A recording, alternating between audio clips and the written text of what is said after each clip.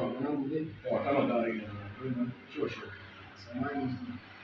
Sawa mwanangu. Mjomba alimtumania na deni. Sasa basi elimu tufanyaje? Hapo shauri kidogo. Yaani mke wako kufumania na deni. Ukiwa unafanya mapenzi.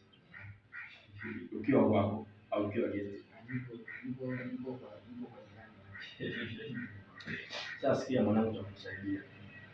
Cha kufanya hapo inabidi umruhusu mke wako na yeye kumfumania kama inawezekana. Yaani tafuta jamaa uruhusu mke wako kumfumania. Ndio jambo hilo litakuwa limesha. Bila hivyo sidhani kama tutaelewa. Sasa namjua mke wako ni mdogo sana.